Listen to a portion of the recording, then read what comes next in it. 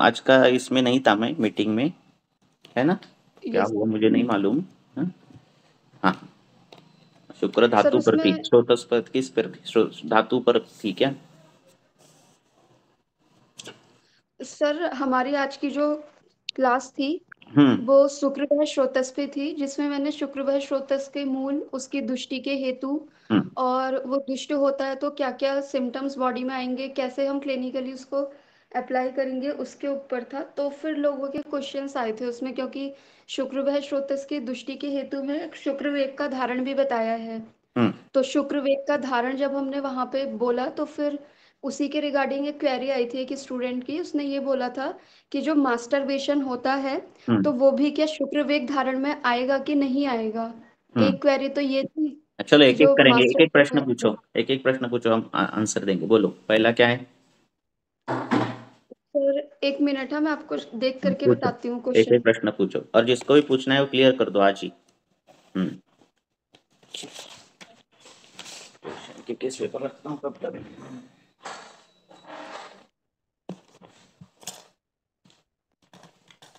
एक एक सभी प्रश्न पूछो, यस सर, पूछ रही हूँ, एक मिनट। आराम से पूछो।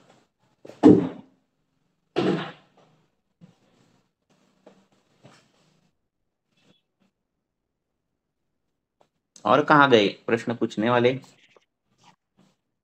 सर फर्स्ट क्वेश्चन ये था कि मास्टरबेशन इज ऑल्सो शुक्र वेग धारण, नहीं, कि मास्टरबेशन को हम शुक्र वेग धारण बोलेंगे क्या। उदीरण है वो। हम्म, वो शुक्र वेग का उदीरण है ना? तो उदीरण से भी वात प्रकोप होता है। किसी भी वेग का उदीरण उदीरण करना, उससे भी वात प्रकोप होता है ना? Yes sir. हाँ, तो जो है शुक्र की पर्याप्त मात्रा शरीर में रहती है। वो अगर ज्यादा उसका उदीरण करके बाहर निकाला तो क्या होगा? हाँ, जीवनम बिंदु धारेण मरणम बिंदु पातनात्, है ना? तो जितना शुक्र का क्षय होगा उतना क्या होगा? शरीर की आयु कम होगी, है ना?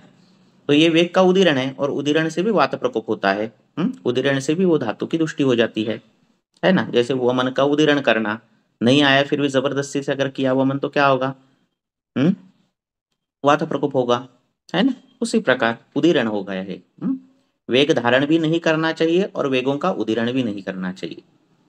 हम्म। सर उसमें मतलब फिर इस पे चर्चा हुई थी तो उसमें एक मैम है, उन्होंने बोला था कि ये धारण नहीं है, वेग उदीरण है। तो हाँ। सर उस पे भी काफी चर्चा हुई है। तो हम्म। वो मैं आपको बता देती हूँ कि उन्होंने क्या बोला था प्रश्न फिर क्या है? इस तो पे। उदीरण है ना, इसमें क्या डाउट है? हम्म।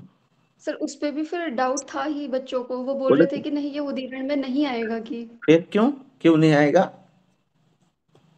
मतलब वो उनके कहने का मतलब ये था कि अगर किसी को मास्टरबेट करने की इच्छा हो रही है और वो उस टाइम पे नहीं करके उसे सप्रेस कर रहा है तो मास्टरबेट जो है वो शुक्र धातु का तो वो, वेग धारण में आएगा। नहीं नहीं नहीं नहीं, क्या क्या बोले? उसको वापिस बताओ, क्या कर रहे हैं, करने वाला है?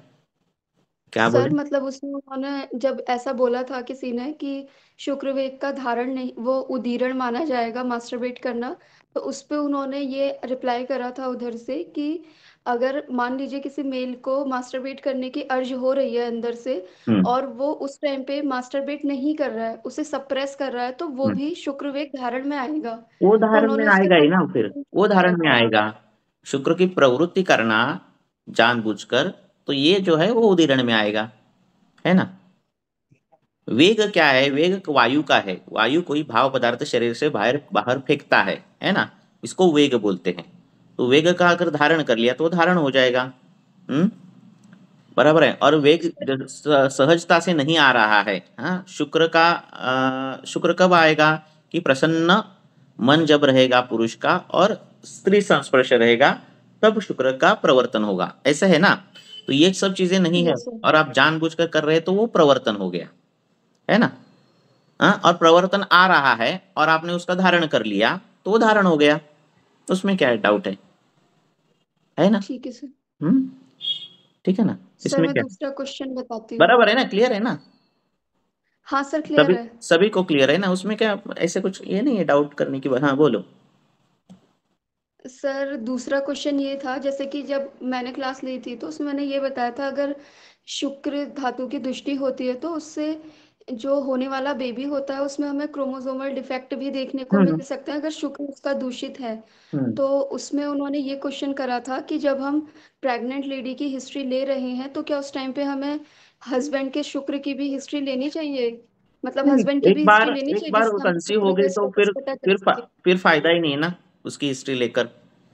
अब कंसीव होने के बाद, अब देखो, आप दूसरे तीसरे मंजिल पर हो और पहले मंजिल पर आग लग गई। अब आपका काम क्या है कि फायर ब्रिगेड को बुलाना।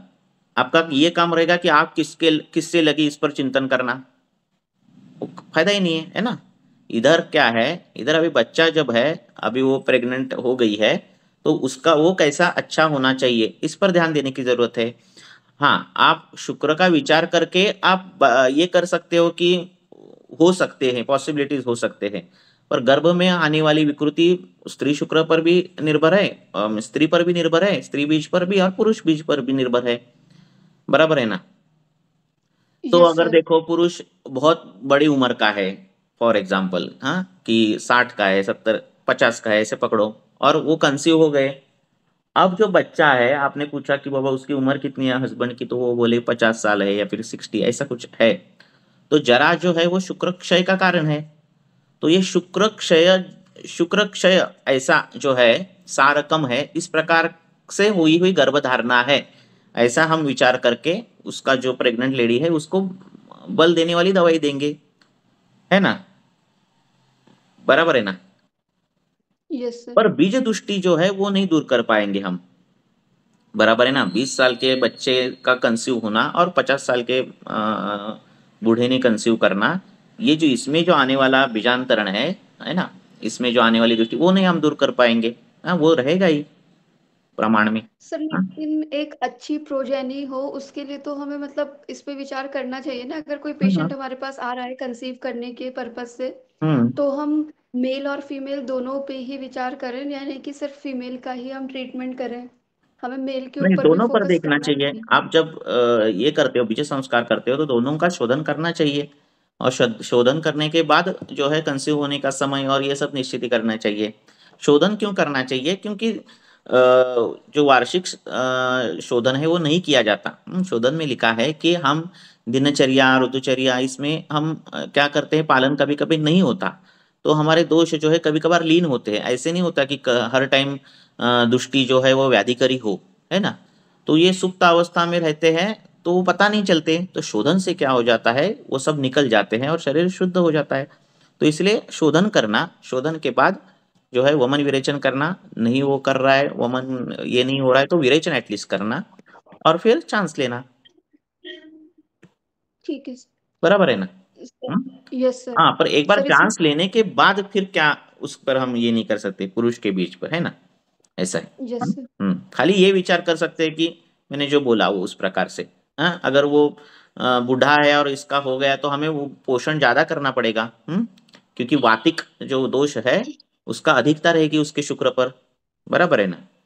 और ये देखा भी जाता है कि जो ट्रांसलेट लेते हैं तो उसके जो बच्चे हैं वो थोड़े इतने पोषित नहीं रहते, है ना, दिखता है व्यवहार में। बराबर है ना। Yes sir. तो इसीलिए जो 16 उम्र इसकी पुरुष की, हाँ, ये जो ये मानी गई है ना। तो इस प्रकार से अगर शास्त्र में अभी कैसे पढ़ाई ये सब बढ़ गया है, एजुकेशन बढ़ गया है, तो उम्र बढ़ती जा रही है, और जैसे उम्र बढ़ती है तो शादी का समय भी लेट होता है सब। उसके कारण क्या हो जाता है, फिर लेट चांस लेना ये सब आ जाता है। और इसके कारण जो आगे का जो पीढ़ी जो है वो उस प्रकार के सारता की आ रही है ना। ऐसा है। Yes sir. हम्म।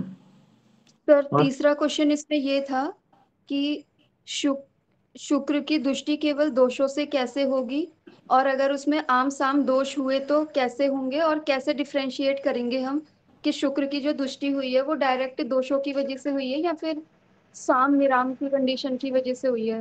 हम्म, क्या है, शुक्र का स्वरूप दिया है, शुक्रम शुक्लम मधुरम स्निग्धम, है ना। हाँ, उसका गंध कैसा है ना। वो अविश्र होना यस सर। चाहिए, उसका विश्र गंध नहीं होना चाहिए। वो शुद्ध स्वरूप है। शुक्र का अर्थ ही शुक है, मीन्स जो प्योर है ना। तो उस प्रकार से उसका साक्षात देखना जैसे लैब में शुक्र हम स्पर्म काउंट देखते हैं, इस प्रकार से हम स्वरूप, गंध और उसका स्वरूप में रंग, वर्ण, गंध और उसका स्वरूप, ये सभी देखना। हाँ, ठीक है ना। तो उसमें आपको द्रवत्व ज्यादा महसूस हो, पतला बहुत महसूस हो, उसमें फेनिलता आए तो वो वातज है। हाँ, उसमें आपको विसर्ग गंध, इस प्रकार के गंध, पीत वर्ण इस प्रकार से दिख रहा है तो वो पित्त दोष का युक्त है। और उसमें कफ का जो बाहुल्य दिख रहा है आपको, इस प्रकार से लिख रहा है तो वो कफ बाहुल्य है। तो ये दोष के अनुसार दृष्टि होगी ही धातुओं में। दोष धातु सम्मूर्छना आती है ना। तो इसीलिए तो शोधन करना है हमें। बराबर है कि नहीं। तो सर ये वाली चीज तो हम मतलब शास्त्र पढ़ेंगे तो उसके अकॉर्डिंग हाँ, असेसमेंट कर तो सकते हैं, कैसा पेशेंट है देख कि के। अभी ये देखने से अच्छा है दोनों का पहले शोधन ही कर लो। हम्म। ठीक है ना, आगे इतना कॉम्प्लिकेशन करने से पहले है दोनों को, स्त्री पुरुष का दोनों का शोधन कर लो। पुरुष को शुक्रवर्धक दवाइयाँ दो, है ना। और इस प्रकार से यस काम करने के बाद उनको कंसीव करने के लिए बोलो। तो ये ज्यादा ये है ना, इजी है। सर, इसमें चौथा क्वेश्चन ये था कि कौन सी अवस्था में जाके वाजीकरण औषध देना उपयोगी है। हम्म। इनिशियल में तो रस धातु दुष्टि होगी तो वो ठीक करनी पड़ेगी, हाँ। और औषध रस में दे नहीं सकते। कैसा है, तो आहार केवल रस, आहार रस जो है वो एक एक धातु में जाता है। वो 3015 का इतना समय लेता है, मीन्स 5 दिन लेता है। ठीक है। तो शुक्र धातु बनते समय बनना ऐसा अगर हमने आहार रस से ले लिया तो क्या हो जाता है, 30 दिन लगते हैं। हम्म। पर यस।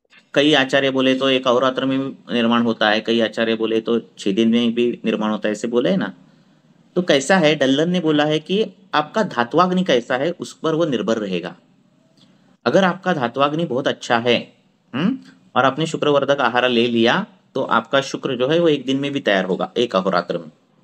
आपका धात्वाग्नि मांदी ही है, अच्छा धात्वाग्नि नहीं है, तो आपने अगर आहार विहार उस प्रकार से लिया तो आपके शुक्र बनने के लिए एक दिन नहीं लगेगा, कम से कम 6 तो दिन लगेंगे, नहीं तो 7 तो दिन लगेंगे, नहीं तो 30 दिन भी लग सकते हैं, है ना। तो इस प्रकार से जो यस है वो टाइम लगेगा उसको बनने के लिए। हाँ, और आपका प्रश्न क्या था। सर, एक तो यही था कि कौन सी अवस्था में हमें वाजीकरण औषध देना हाँ, उपयोगी है। तो ये निश्चित तो धात्वाग्नि मांद्य नहीं रहना चाहिए पहली बात। तो ये रसायन वाजीकरण जो कुछ करना है वो शोधन के पश्चात ही करना रहता है। ठीक है। हाँ, नहीं यस तो सर। क्या है, धात्वाग्नि मान दे और आपने अश्वगंधा पाक दे दिया, और क्या कवच पाक दे दिया, और कौन सा पाक देना है वो दे दिया, और अग्नि ही नहीं है तो कुछ भी नहीं फर्क पड़ेगा, उसको आम ही निर्माण होगा। क्योंकि शुक्रवर्धन करने वाली दवाइयाँ जो है वो गुरु है ना, उस धातु को बल देने वाली बल्य मधुर गुरु है ना। तो अगर अग्नि मानदेय होगा तो वो काम नहीं होगा। बराबर है ना। Yes sir. हम्म। और सर तो व्यवहार एक में दिखता है क्वेश्चन। ना, बहुत लोग बहुत सी लेते वाजीकरण द्रव्य, और उस प्रकार से रिजल्ट नहीं मिलते, क्योंकि शोधन ही नहीं हुआ रहता है शरीर का। हम्म। आगे। सर एक क्वेश्चन ये है कि अगर किसी का शुक्र दूषित रहा, मतलब किसी मेल का अगर शुक्र दूषित रहा, तो बच्चे में जो पितरज भाव होते हैं वो भी विकृत मिलेंगे क्या हमें? मिलेंगे ना, बीज दृष्टि जो है वो मिलेंगी ही ना, मिलती ही है। हम्म। और मूलतः पहली यस। जो है, दृष्टि से पहली बात गर्भोत्पादन होता नहीं। जब दृष्टि ज्यादा बढ़ जाती है तो गर्भोत्पादन में ही बाधा आ जाती है, चाहे वो स्त्री शुक्र की बाधा हो या फिर पुरुष शुक्र की। स्त्री में भी शुक्र रहता ही है, पुरुष में भी शुक्र रहता है, पर स्त्री शुक्र जो है वो गर्भोत्पादन में डायरेक्टली इन्वॉल्वमेंट नहीं है उसकी, इसलिए उसको काउंट नहीं ज्यादा किया जाता, उसको महत्व नहीं दिया जाता। पर स्त्री में भी शुक्र दृष्टि अगर आ गई तो भी गर्भोत्पादन में बाधा आती है, पुरुष में भी शुक्र दृष्टि आती तो भी गर्भोत्पादन में बाधा आती है, और इसीलिए तो शुक्र शोधन गण दिया है, शुक्र शोधन करने के लिए बोला है, शोधन करने के लिए बोला है। ठीक है ना। तो दुष्टि आने के बाद गर्भोत्पादन में ही बाधा आ जाती है। हम्म। थोड़ी दुष्टि होगी और गर्भ गर्भ निर्माण होगा तो वो दूषित, उसका जो कुछ बीजावयव बोले हैं, तो वो उस बीजावयव में दृष्टि होगी तो वो उस प्रकार का गर्भ होगा। ऐसा है। हम्म।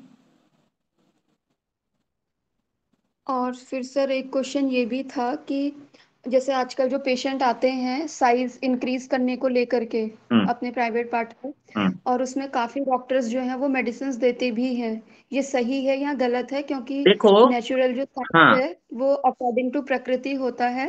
हाँ। और आचार्य सुश्रुत ने भी एक जगह ऐसा बताया है कि इन सब चीजों का यूज जो है वो हम्म। नुकसान ही देता है बॉडी को। तो तो, इस पे था उनका तो क्वेश्चन कि साइज ज्यादा करना चाहिए होना कि नहीं। जो है वो अभागी बोला है। हम्म। ठीक है। वो क्या बोला है? अभागी बोला है। स्त्री के जो वजाइना है, इसका जो सेंसेशन है, नर्वस है, वो बाहर की ओर ज्यादा है। ठीक है। तो आपकी साइज अगर ज्यादा भी बड़ी तो आपको प्लेजर मिलेगा या फिर ऐसा कुछ होगा? तो ऐसा कुछ नहीं होता।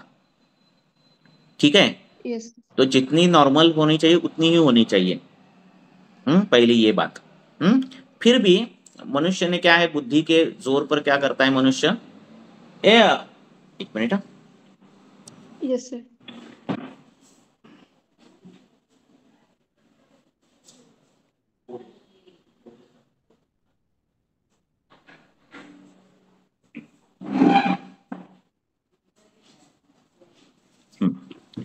तो मनुष्य जो है वो क्या कर किया मनुष्य ने? ये सब जो चीजें है वो आनंद के लिए भी उसने उसका प्रयोग किया है। कोई प्राणी आनंद के लिए नहीं मैथुन करता, तो मनुष्य करता है। तो उसके लिए फिर बुद्धि से हमने अलग अलग चीजें बनाई। अलग अलग काल में अलग अलग चीजें आई। तो लिंगवर्धक लेप है, रावण संहिताओं में तो है बहुत सी चीजें। तो ऐसे कुछ आया। पर प्राकृतिक रूप से इसकी जरूरत नहीं है। जब वो उस प्रकार की जो अगर प्रॉब्लम्स आते हैं तब उसकी जरूरत है। ठीक है। तो सर गोपाल तेल करके यूज करते हैं ना इसको हाँ, बहुत सारे गोपाल तेल करके एक आता हाँ, है। गोपाल तेल यूज कर सकते हैं। इंद्रगोप का तेल आप बना सकते हैं। इंद्रगोप कीड़े हैं ना, उसका बना सकते हैं। जलों का, मरी हुई जलों का तेल लगाए, सिद्ध करके बनाए तो वो उससे भी होता है। पर मूलतः जो है चीजें तो वो वही है कि ज्यादा बड़ा होना ये अभागे का लक्षण बोला है। ठीक है। तो ज्यादा बड़ा होने से प्लेजर मिलता है ऐसा कुछ नहीं होता, वो प्लेजर नहीं मिलता, इस प्रकार का है। हम्म। तो ये है सब कुछ। ठीक है। और सर इतने ही क्वेश्चन थे उसमें, तो मतलब इतने ही डाउट आए थे बस। और किसी को पूछना है? क्लियर पूछो। हम्म। आपको क्या पूछना है? यही प्रश्न पे बहस चल रही थी, बाकी नहीं कुछ थे। सर यही वाले थे, इसमें फिर क्लियर कर दिया था इसमें कुछ पूछो। कुछ इनफर्टिलिटी में तो। सर अगर हम्म। पुरुष चिकित्सा करनी है सर, तो वहां पे भी ये शुक्र शोधन का वो ये लेडीज में और जेंट्स में ऐसा कैसे उसमें ड्रग्स चॉइस कैसे डिफरेंशिएट करेंगे सर? नहीं, कैसा या है? उसी वो हाँ। पहली बात तो रसायन वाजीकरण जो भी करना है वो शोधन के बाद ही करना रहता है। क्योंकि आप वाजीकरण जब द्रव्य देते हो तो उसको अग्नि अच्छा होना चाहिए। अगर अग्नि अच्छा हो नहीं हो तो डल्यानाचार्य जैसा बोलते हैं उस प्रकार से पानी को कितना समय लगता है, ऐसे उन्होंने उदाहरण दिए है डल्लन ने टीका में। पानी को कितना समय लगता है, वायु को कितना समय लगता है, और प्रकाश को कितना समय लगता है, इस प्रकार के उदाहरण दी है। तो अगर आपका धात्वाग्नि बहुत अच्छा हो तो तो वायु ये प्रकाश के गति से शुक्र बन जाता है, मीन्स अहोरात्र में बन जाता है। अब रही बात वाजीकरण जो है, तो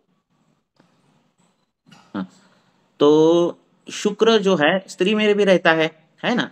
जैसे प्रजापति ने वो सृष्टि निर्माण की तो स्त्री पुरुष दोनों बनाए, तो शुक्र जो है स्त्री में भी है। वो आनंद भाव जो है, वो प्रीति है, वो आकर्षण है, ये शुक्र का ही है। ठीक है ना। वो गर्भोत्पत्ति में डायरेक्टली उसकी इन्वॉल्वमेंट नहीं है, इसीलिए उसको ज्यादा उसका विचार नहीं किया जाता। ऐसे तैत्तरीय उपनिषद में लिखा है। तो पर ऐसा नहीं है कि स्त्री की दृष्टि आ गई तो भी गर्भोत्पादन में बाधा आ जाती है। वाजीकरण जो योग है वो दोनों के लिए ज्यादा है। ठीक है। आपने स्त्री को भी वाजीकरण योग दिए तो उस प्रकार से काम होगा, स्त्री का शुक्र बढ़ेगा। हाँ। ये भी रस से ही बनता है।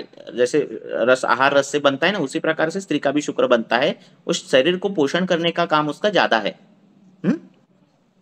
ठीक है ना। ओके तो सर। अगर अश्वगंधा ओके आपने स्त्री को दिया तो भी उसमें वो सब चीजें जो रहती है शुक्र वृद्धि की वो सब दिखेगी। हम्म। Okay sir. क्योंकि आहार रस से ही सब कुछ बनेगा ना। आप ऐसा मत सोचो कि जो स्पर्म रहता है वो शुक्र है है ना। इस प्रकार के हमारे जो नजरिया जो रहता है ना वो उस प्रकार से है। हाँ, तो ऐसे नहीं है। हमारा जो शुक्र की डेफिनेशन है वो सर्व सर्व शरीरगामी इस प्रकार का शुक्र है। उसकी कला जो है वो सर्व शरीरेषु बोली है। तो उस सभी सभी शरीर में रहता है। जिस प्रकार उसकी उपमा दी है कि अपने दूध में घी कैसे रहता है, हाँ, गन्ने में रस कैसे रहता है, वैसे ही अपने शरीर में शुक्र रहता है। और जब उसका हर्ष तर्ष सरत्व वो सब जब आता है तो वो निकल जाता है शुक्र। ऐसा है। मॉडर्न में ऐसा नहीं है स्पर्म का। तो वो ध्यान में रखो। हमने क्या मॉडर्न का बीच में वो दिमाग में है, इसलिए हमारे प्रॉब्लम्स आते हैं। ठीक है। तो इस प्रकार से शुक्र है हमारे शरीर में। इसलिए जब अभ्यंग क्योंकि करने सब के लिए बोला सब है तो धातु अच्छे रहेंगे तो शुक्र अच्छा ही होगा, नेचुरली अच्छा ही होगा। सब हाँ धातु अच्छे रहेंगे तो, हाँ सब धातु अच्छे रहेंगे तो नेचुरली हाँ। शुक्र जैसे और अच्छा शुक्र रहेगा। धातु अलग, शुक्र धातु अलग। शुक्र जो बोलते हैं हम, रेतस जिसको बोलते हैं वो सीमेंट। ठीक है। रेतस का मतलब है जो शरीर में बाह्य स्त्राव आता है। रेतस ये गति शब्द, गतिवाचक शब्द है। हाँ, तो वो स्त्री में जो बाह्य स्त्राव आता है वो भी रेतस, और पुरुष में भी स्त्राव आता है वो भी रेतस, है ना। शुक्र धातु अलग है। हम्म, ठीक है ना। Yes sir. हम्म। और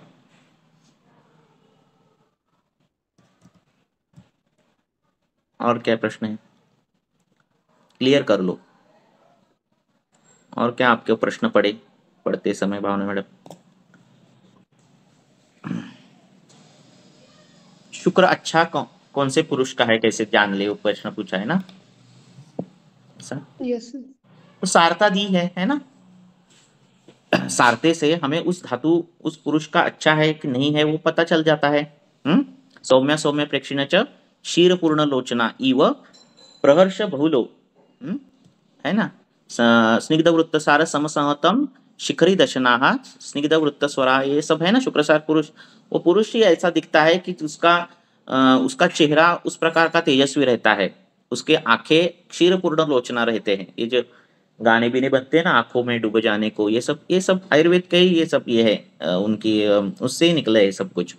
है ना। किसी की भी आंखों को में डूब जाने का नहीं मन करता, क्यों? वो क्षीर पूर्ण लोचना होनी चाहिए। ये शुक्रसार का ये है, क्या है, इंडिकेशन है ना। और कैसा है वो, कि उसके जो दांत है वो समसहतम शिखरी दशना, जिस प्रकार से वो अनार के दाने रहते हैं ना उस प्रकार से गोल स्निग्ध ऐसे उसके दांत रहते हैं। शुक्रसार पुरुष के दांत देखना वो ऐसे अच्छे रहते हैं। कई लोग के दांत ऐसे ऐसे ऐसे खड़े रहते हैं ना, ऐसे बीच में बहुत क्या रहते हैं, गैप्स रहते हैं, ऐसे भी दांत रहते हैं ना। तो ऐसे दांत नहीं है। शुक्रसार पुरुष के दांत ऐसे गोल स्निग्ध स्वच्छ, हाँ, इस प्रकार से दानेदार ऐसे दांत रहते हैं। उसका स्वर उस प्रकार का रहता है। तो उसमें वो क्षमता ही रहती है कि वो स्त्री को आकर्षित करे, क्योंकि वो शुक्रसारी है ना। तो ऐसा पुरुष जो है वो शुक्रसार है। तो इस प्रकार से देखना, जैसे अस्थिसार है तो पार्षणी गुल्फ जानवरत्नी जत्रु चिपुक शिरा पर्वस्तुला सुलासनिक दंता सितार वर्णन दिया है ना। तो उसकी वो अपना वो ग्रेट खली बिली है ना, वैसी चिबुक ऐसे रहती है। बराबर है ना। तो ये सारते के लक्षण दिए हैं। तो कौन सा धातु किसमें क्या बलवान है तो वो पता चल जाता है ना। हम्म सर जैसे ये जो धातुएं होती है हमारी, हम्म। रस रक्त मांस मेद अस्थि मज्जा शुक्र, अगर इनकी क्षय और वृद्धि होगी तो भी क्या इनके स्रोतस पे इफेक्ट जाएगा? स्रोतस ये क्या है कि पोष्य धातु वो उस धातु पे जाने के लिए जो चैनल है वो है। ठीक है ना। तो आहार रस में क्षय अगर हो गया तो भी शुक्र क्षय हो जाएगा, है ना। जरा आ गई तो भी शुक्र क्षय हो जाएगा। क्यों होगा? क्योंकि आहार रस से पोष्य शुक्र धातु नहीं वो शुक्र धातु का पोषण करेगा, है ना। स्रोतस एक चैनल सिस्टम है हमारे शरीर में, है ना। उस चैनल से अगर पोष्य धातु कम हो गया जाना तो वो स्थायी धातु जो है वो कम होगा। पोष्य धातु में अगर वो धातु ज्यादा जाने लगा तो ये हो जाएगा, क्या हो जाएगा, वो धातु बढ़ जाएगा, है ना। हम्म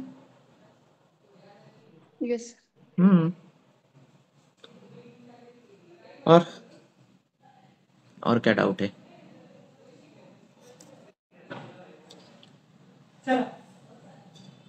तो इसमें डल्लन ने चक्रपाणी ने दिया है कि चक्रपाणी का एक श्लोक है कि जो शुक्र धातु है वो स्त्रियों में आर्तव स्वरूप है, ऐसे भी बोला आहे. तू लिहिली ना चावी मगाशीच, तिथं वर आहे, सावकाश जा. आहे का, मिळाली का? टेबलवर ठेवलेली, घरी नाही नेली है ना. ऐसा चक्रपाणी ने वर्णन किया है, तो वही आर्तव स्वरूप ही हमें लेना है, बराबर है ना. और स्त्री में जो आर्तव है, स्तन्य और आर्तव, रस से वो दो बनते हैं जो पुरुष में नहीं बनते, बराबर है ना. स्तन्य आर्तव अलग नहीं है, वो एक दूसरे के रसांतर ये रूपांतरण ही है ना. जब आर्तव अपना काम करने बंद हो जाता है तो वो स्तन में पहुंचता है और वो दुग्ध निर्मित करता है ना. आर्तवम ऊर्ध्वमागतम, है ना. तो कुछ वो अलग नहीं है. Yes sir. जब स्तन्य बंद हो जाता है तो आर्तव चालू हो जाता है कि नहीं, ऐसा है. मॉडर्न की फिजियोलॉजी और एनाटॉमी दिमाग में नहीं रखना, अगर वो रखी तो हमें आयुर्वेद की फिजियोलॉजी नहीं समझती. और फिर ये ऐसे अगर पता चल जाता है हमें कि आर्तव ऊपर जाता है, स्तन की ओर जाता है, फिर वहां पे स्तन्य निर्मित हो जाती है, ऐसे हमें देखा तो पता चल जाता है कि पीरियड के प्रॉब्लम में फिर हेवीनेस क्यों होता है, ब्रेस्ट में लंप क्यों होते हैं, ये सब फिजियोलॉजी हमें आयुर्वेद की फिजियोलॉजी पता चल जाती है, संप्राप्ति भंग हम कर सकते हैं. ऐसे. और पूछो, आधा घंटा है.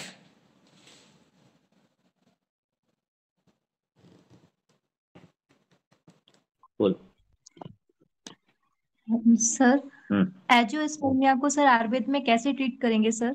एजियोस्पर्मिया क्या रहता है हमारे में, क्या नहीं रहता हमें. एजियोस्पर्मिया सर वो डिसीज है ना सर, जिसमें शुक्र, स्पर्म काउंट वगैरह हाँ ये वो रहने दो, मिल। पर हमें पूछना क्या है मालूम है उसको कि कितनी बार आपका प्रहर्षण होता है, आपका संबंध कितनी बार आते हैं. हाँ, स्तन शुक्र की क्वांटिटी है तो उतनी उस प्रकार की उसकी बहलत्व होना चाहिए, उस प्रकार का बहलत्व है क्या, ये पहला हमारा क्वेश्चनिंग होनी चाहिए. स्पर्म काउंट देखो, नहीं देखो ऐसा नहीं है, बस स्पर्म काउंट देखो. और फिर बाद में जो है वो रिपोर्ट की ओर जाना चाहिए. हमारा एक बार निदान हो गया तो रिपोर्ट की ओर जाओ, नहीं हो रहा है तो भी रिपोर्ट की ओर जाओ. और फिर इस ओजोस्पर्मिया है तो हमें क्या करना है, वो शुक्र बढ़ाने पर, सिर्फ शुक्र वर्धक दवाई देने पर बढ़ेगा क्या, नहीं बढ़ेगा, है ना. तो हमें क्या करना पड़ेगा, जैसे बोला है उस प्रकार से पहले शोधन करना पड़ेगा. क्यों शोधन करना पड़ेगा, उसका कारण भी बताया मैंने. तो उसका अग्नि अच्छा होगा, अग्नि अच्छा होगा तो धात्वाग्नि अच्छे होंगे, धात्वाग्नि अच्छा होगा तो आपने दी हुई शुक्रवर्धक औषधि जो वहां पे लगेगी और काम होगा. नहीं तो बहुत से लोग डायरेक्ट देते हैं, फिर वो काम नहीं होते, सालों साल वो लेता रहता है अश्वगंधा रिष्ट, ये पाक वो पाक, और वो उसका पाक ही हुआ रहता है पूरा, है ना.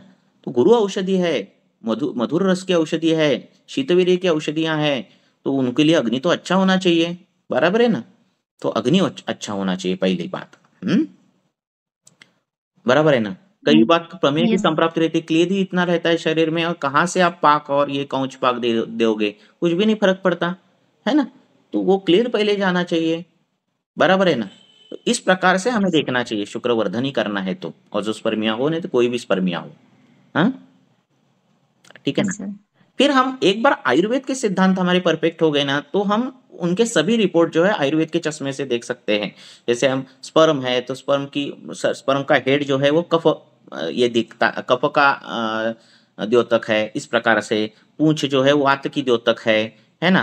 तो स्पर्म की मोटिलिटी कम है, इसका मतलब क्या है, वहां का चल गुण कम है ना. स्पर्म की मोटिलिटी कम है, इसका मतलब क्या है, वहां कफ दोष है.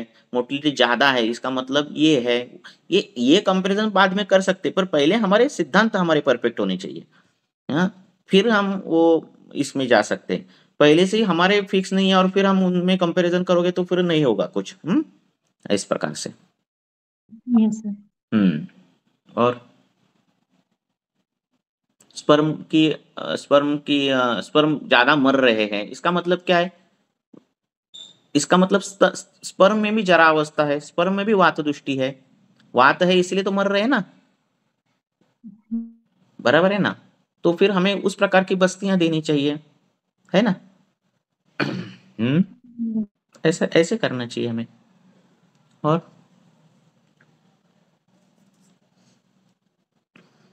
और क्या प्रश्न है, सोचो.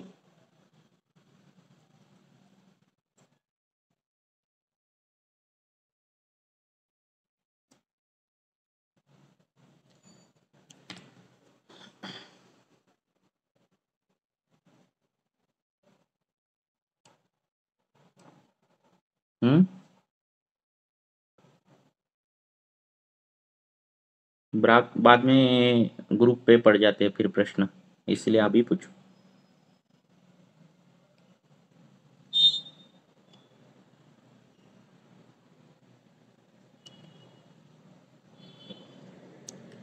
ऐसा है। तो शुक्र जो है वो सर्व शरीर व्यापी है ना, पर उसके स्थान भी है ना, उसके स्थान अभिव्यक्ति स्थान है, तो उसका मुख है अभिव्यक्ति स्थान, है ना, उरु है। अब वात्सायन कामसूत्र पढ़ोगे तो उसमें सब बहुत डिटेल दिया है, हाँ, शुक्र के स्थान, है ना। तो मैथुन की इच्छा कब होती है, हाँ, कौन से अवयव पर हाथ लगाने पर होती है, ये सब छोटी छोटी चीजें हैं ना, वो उसमें बहुत बहुत अच्छी तरह से वर्णन की है। वो भी शास्त्र आना पढ़ना चाहिए। ऐसे 20 प्रकार के इन्होंने वो दिए हैं कि किस किस इससे श्रवण हो जाता है शुक्र का, ऐसे वो सब कुछ दिया है उन्होंने। और तो इसीलिए तरुण अवस्था में जो है मुख पर पीटिका आती है। शारंगधर ने क्या बोला है कि शुक्र का जो मल है वो मुख का जो मुख वक्त्र स्निग्धता, इस प्रकार से मल बोला है शुक्र का, तो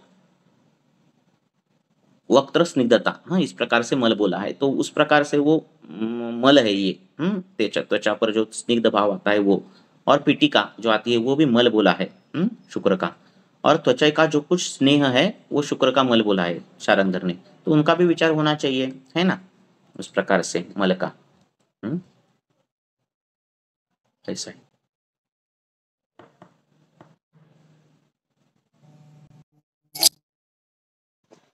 हो गई खत्म प्रश्न भावना मैडम?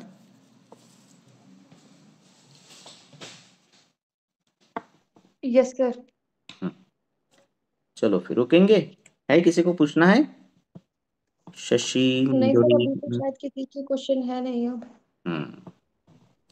ठीक है, क्लियर कर दो पहले, हाँ, दिमाग में से कि स्त्री में शुक्र कहाँ है, ऐसे ये जो प्रश्न पढ़ते हैं ना, किसने पूछे, तो हमें क्लियर होना चाहिए। हाँ, धातु है 7 धातुएं, तो पुरुष में भी 7 धातु है, स्त्री में भी 7 धातु है।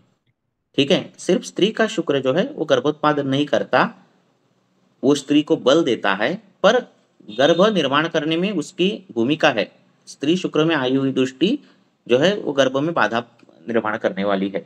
पुरुष का शुक्र है वो गर्भोत्पाद में डायरेक्ट इन्वॉल्वमेंट है, इसलिए इसको काउंट किया जाता है, इसको ज्यादा महत्व नहीं दिया जाता, ये देखना है हमें।